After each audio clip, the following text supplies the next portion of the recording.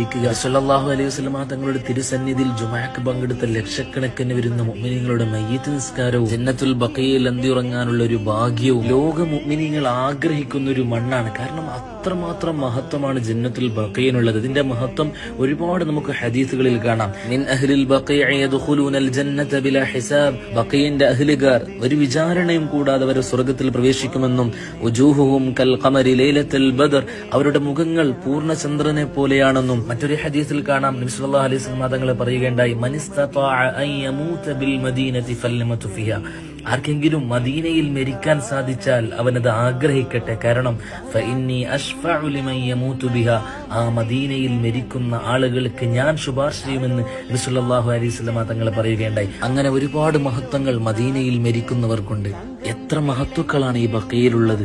നബി സല്ലല്ലാഹു അലൈഹി വസല്ലം തങ്ങളുടെ ഭാര്യമാരായ ഉമ്മഹാത്തുൽ മുഅ്മിനീൻ, നബി തങ്ങളുടെ